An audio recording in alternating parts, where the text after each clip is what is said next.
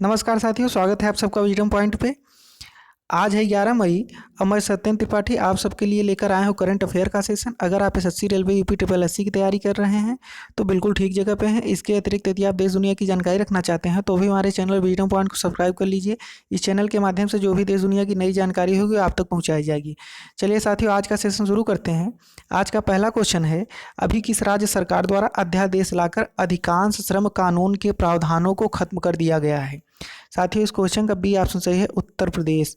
आपको बताना चाहते हैं कि इस समय क्या हो रहा है कि जो भी हमारे यूपी बिहार के जो भी मजदूर थे वो महाराष्ट्र में काम करने के लिए जाते थे। तो इस समय कोरोना वायरस के चलते सारे मजदूर अपने प्रदेश को लौट रहे हैं इस समय। तो साथियों, उत्तर प्रदेश की सरकार ने क्या किया है कि यहाँ पे जो अधिकांश श्रम का कानून चलता था, तो अधिकांश श्रम कानून का कुछ प्रावधान था तो उसको 3 साल के लिए ख़त्म कर दिया गया है। अब साथियों, आपको बताना चाहते हैं ये ख़त्म इसलिए किया गया है कि जिससे कि आसानी के साथ मज़दूरों को काम मिल सके, और कुछ इसमें बदलाव भी किए गए हैं जिससे कि फैक्ट्री वालों को भी, नए फैक्ट्री अगर कोई खोल रहा है तो उनको भी आसानी हो और ज़्यादा से ज़्यादा वो मज़दूरों को रोज़गार दे सकें। इसी के लिए ये अधिकांश श्रम कानून का प्रावधान जो था ये 3 साल के लिए ख़त्म कर दिया गया है। इसके साथ साथ क्या हो रहा है, कुछ नए प्रावधान भी बनाए गए हैं। अब थोड़ा सा क्या है नया प्रावधान, उसको भी समझ लीजिए। साथियों, आपको बताना चाहते हैं अभी तक क्या होता था कि कोई भी मजदूर से 8 घंटे से अधिक काम नहीं करवा सकता था, लेकिन इस प्रावधान के हटते ही क्या हो रहा है कि अगर उस मजदूर की सहमति है तो आप 8 से ज़्यादा घंटे भी उससे काम करवा सकते हैं। मतलब 9 घंटे, 10 घंटे, 11 घंटे, 12 घंटे, जो भी अगर उस मजदूर की सहमति है उससे आप काम करवा सकते हैं। उसके अतिरिक्त क्या होता था साथियों, जैसे कि कोई फैक्ट्री अगर कोई खोल रहा है तो उसका रजिस्ट्रेशन पहले क्या होता था कि 30 दिन में होता था, लेकिन अब क्या हो रहा है, अब जो नया प्रावधान आया है उसमें रजिस्ट्रेशन किसी भी फैक्ट्री का मात्र 1 दिन में होगा। अगर 1 दिन में उसका रजिस्ट्रेशन नहीं होता है उसके फैक्ट्री का, तो जो भी संबंधित कर्मचारी हैं उनके ऊपर पेनाल्टी लगाएगी सरकार। उसके साथ साथ क्या है कि अगर कोई फैक्ट्री का लाइसेंस है तो पहले क्या होता था कि हर साल वो रिन्यूअल होता था, तो अब उसको बढ़ा करके अब किसी फैक्ट्री का लाइसेंस अब 1 साल में रिन्यूअल ना करा करके आप 10 साल में अपने फैक्ट्री का रिन्यूअल करा सकते हैं। तो साथियों, ये सब नियम कानून इसलिए बदले गए हैं कि जो भी प्रवासी मजदूर हैं उनको रोज़गार आसानी से मिल सके और नए उद्योग की भी स्थापना आसानी के साथ हो जाए, जिससे कि मजदूरों को आसानी के साथ रोजगार मिल सके।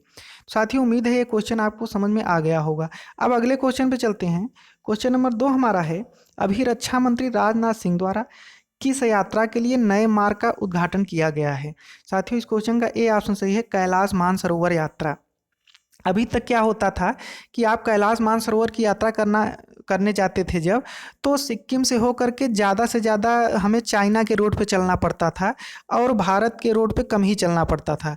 तो इसको देखते हुए अभी रक्षा मंत्री राजनाथ सिंह ने एक बीआरओ द्वारा, बॉर्डर रोड ऑर्गेनाइजेशन द्वारा एक रोड बनाया गया है। वो कहाँ से बनाया गया है, वो उत्तराखंड के यलोसी से एक रोड बनाया गया है, जिससे कि आप ज़्यादा से ज़्यादा दूरी भारत के रोड पर चलेंगे और बहुत कम, माने आधे से अधिक दूरी आप भारत के रोड पे चलेंगे और थोड़ा सा दूरी आपको चाइना के रोड पे चलना होगा, जिससे कि कैलाश मानसरोवर की यात्रा आप आसानी के साथ कर सकेंगे। तो साथियों, इसी का उद्घाटन अभी वीडियो कॉन्फ्रेंसिंग के द्वारा राजनाथ सिंह द्वारा, जो कि हमारे रक्षा मंत्री हैं अपने देश के, तो उनके द्वारा भी किया गया है। अब अगले क्वेश्चन पे चलते हैं। क्वेश्चन नंबर 3 है, अभी पाकिस्तान में वायुसेना के पायलट के रूप में किस हिंदू व्यक्ति को नियुक्त किया गया है? तो इस क्वेश्चन का ए ऑप्शन सही है, राहुल देव। साथियों, आपको बताना चाहते हैं अभी तक पाकिस्तान में कोई भी हिंदू पायलट वायुसेना का नहीं था। अभी राहुल देव जो हैं उनको पाकिस्तान में वायुसेना का पहला हिंदू पायलट बनाया गया है, नियुक्त किया गया है। अब बात पाकिस्तान की आती है तो पाकिस्तान की राजधानी इस्लामाबाद है और वहाँ के प्रधानमंत्री क्रिकेटर इमरान खान हैं। अगले क्वेश्चन पे चलते हैं। क्वेश्चन नंबर 4 हमारा है, अभी अफगानिस्तान को $400 मिलियन की ऋण की मंजूरी किसके द्वारा दी गई है? तो साथियों, इस क्वेश्चन का बी ऑप्शन सही है, विश्व बैंक, वर्ल्ड बैंक द्वारा अभी अफगानिस्तान को $400 मिलियन की ऋण की मंजूरी मिली है। कोविड-19 से लड़ने के लिए वर्ल्ड बैंक ने अभी $400 मिलियन की सहायता अफगानिस्तान को, सहायता क्या, ऋण के रूप में अफगानिस्तान को दिया है। अब बात वर्ल्ड बैंक की आती है तो वर्ल्ड बैंक की स्थापना सन 1945 में हुई थी। इसका मुख्यालय वाशिंगटन डीसी में है और प्रेसिडेंट इसके डेविड मालपास जी हैं और सीईओ अंशुला कांत जी हैं। अगले क्वेश्चन पे चलते हैं साथी। क्वेश्चन नंबर 5 है, अभी किस राज्य सरकार द्वारा अपने राज्य के 10वीं कक्षा के विद्यार्थियों को बिना परीक्षा के पदोन्नत करने की घोषणा की है? साथियों, इस क्वेश्चन का ये ऑप्शन सही है, पंजाब। अभी पंजाब सरकार द्वारा क्या हुआ है कि पंजाब राज्य की सरकार ने जो भी उनके यहाँ कक्षा 10वीं में विद्यार्थी पढ़ते थे उनको बिना परीक्षा दिए, चूँकि कोरोना वायरस के चलते अब किस समय कोई भी परीक्षा तो हो नहीं पा रही है, तो कोरोना वायरस के चलते जब कोई परीक्षा नहीं हो पा रही तो जो वहाँ के कक्षा 10वीं के विद्यार्थी थे उनको बिना परीक्षा दिए पदोन्नत कर दिया गया है, मतलब अब वो 11 में पहुँच गए हैं। अब बात पंजाब की आती है तो पंजाब की राजधानी चंडीगढ़ है, मुख्यमंत्री वहाँ के कैप्टन अमरिंदर सिंह हैं और राज्यपाल वहाँ के बीपी सिंह बदनौर जी हैं। अगले क्वेश्चन पे चलते हैं। क्वेश्चन नंबर 6 हमारा है, अभी किस राज्य द्वारा संजीवनी वाहन की शुरुआत की गई है? साथियों, इस क्वेश्चन का डी ऑप्शन सही है, मध्य प्रदेश। साथियों, भी मध्य प्रदेश सरकार द्वारा एक संजीवनी वाहन की शुरुआत की गई है। अब संजीवनी वाहन से क्या होगा कि जो भी कोरोना वायरस के संदिग्ध हैं उनकी स्क्रीनिंग व अन्य जांचें जो हैं उनसे बिना संपर्क में आए संजीवनी वाहन के माध्यम से आसानी के साथ अब की जा सकेगी। अब बात मध्य प्रदेश की है तो मध्य प्रदेश की राजधानी भोपाल है और वहाँ के मुख्यमंत्री शिवराज सिंह चौहान हैं और राज्यपाल वहाँ के लालजी टंडन हैं। अब अगले क्वेश्चन नंबर 7 है, अभी रक्षा मंत्रालय द्वारा हवाई अड्डों की आधुनिकीकरण के लिए किस कंपनी के साथ समझौता किया गया है? इस क्वेश्चन का ये ऑप्शन सही है, टाटा पावर।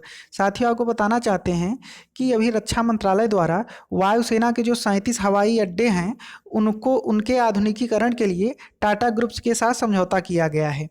अब बात टाटा ग्रुप्स की आती है तो टाटा ग्रुप्स के अध्यक्ष एन चंद्रशेखरन जी हैं।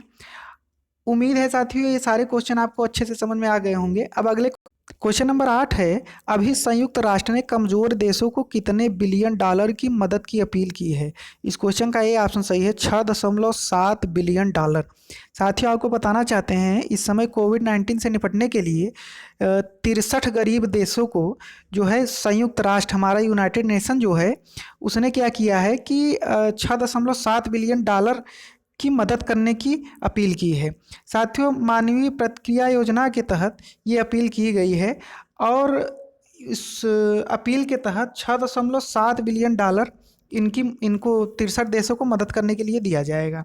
अब बात यूनाइटेड नेशन की आती है तो यूनाइटेड नेशन की स्थापना 24 अक्टूबर 1945 में हुई थी। हेडक्वार्टर इसका न्यूयॉर्क में है और अध्यक्ष इसके एंटोनियो गुटेरस हैं। अगले क्वेश्चन पे चलते। क्वेश्चन नंबर 9 है, अभी किस राज्य सरकार ने अपने राज्य में पान मसाला को 1 वर्ष के लिए प्रतिबंधित कर दिया गया है या प्रतिबंध लगा दिया गया है? इस क्वेश्चन का ये ऑप्शन सही है, झारखंड।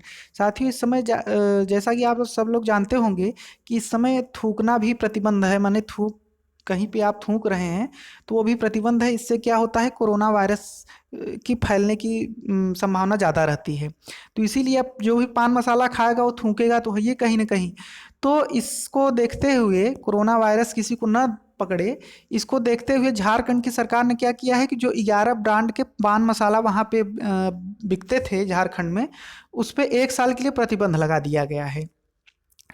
अब बात झारखंड की आती है तो झारखंड की राजधानी रांची है, मुख्यमंत्री वहाँ के हेमंत सोरेन हैं और राज्यपाल वहाँ की द्रौपदी मुर्मू हैं।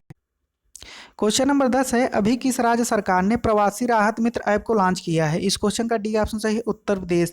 साथियों, जैसा कि आप सब लोग जानते हैं कि उत्तर प्रदेश की सरकार इस समय बहुत बढ़िया काम कर रही है और इसी क्रम को जारी रखते हुए उत्तर प्रदेश की सरकार ने क्या किया है कि प्रवासी राहत मित्र नाम से एक ऐप को लॉन्च किया है। अब इस ऐप के माध्यम से क्या होगा कि जो भी प्रवासी मजदूर बाहर किसी अन्य राज्य से आ रहे हैं हमारे उत्तर प्रदेश में, वो जो कि उत्तर प्रदेश के ही नागरिक हैं, तो उनको क्या किया जाएगा, जो भी सरकारी योजनाएं हैं तो उन सरकारी योजनाओं के बारे में तथा नौकरियों से प्रवासियों को जोड़ने के लिए ये ऐप को लॉन्च किया गया है। अच्छा, उनके जो भी उनका कौशल होगा, उनके कौशल के अनुसार उनको रोजगार खोजने में भी इस ऐप के द्वारा मदद मिलेगी। तो इसी ऐप को, प्रवासी राहत मित्र ऐप को अभी उत्तर प्रदेश की सरकार ने लॉन्च किया है। अब बात उत्तर प्रदेश की आती है तो उत्तर प्रदेश के मुख्यमंत्री बाबा योगी आदित्यनाथ हैं और वहाँ के राज्यपाल आनंदीबेन पटेल हैं और राजधानी वहाँ की लखनऊ में है। अब क्वेश्चन नंबर 11 पे चलते हैं। क्वेश्चन नंबर 11 है, अभी विश्व प्रवासी पक्षी दिवस कब मनाया गया? इस क्वेश्चन का ए ऑप्शन सही है 9 मई को। साथियों 9 मई को विश्व प्रवासी पक्षी दिवस मनाया गया है। ये विश्व प्रवासी पक्षी दिवस कब मनाया जाता है? प्रत्येक वर्ष में मई व अक्टूबर के दूसरे शनिवार को मनाया जाता है। माने 9 मई, माने 9 तारीख हमेशा फिक्स नहीं रहता। हर वर्ष में मई में व अक्टूबर के माह में जो दूसरा शनिवार पड़ेगा उसी दिन ये विश्व प्रवासी पक्षी दिवस मनाया जाता है। अब ये मनाया क्यों जाता है? ये मनाया इसलिए जाता है कि जो भी प्रवासी पक्षी हैं उनके संरक्षण के बारे में लोगों को जागरूक करने के लिए ये दिवस मनाया जाता है। और ये पहली बार 2006 में मनाया गया था। और थीम इसका इस बार का है बर्ड्स कनेक्ट आवर वर्ड्स, इसका थीम है इस बार का। तो उम्मीद है साथियों सारे क्वेश्चन अच्छे से समझ में आ गए होंगे। और अगर ये क्वेश्चन आपको पसंद आया हो तो लाइक करके अपने दोस्तों के साथ शेयर जरूर करिएगा।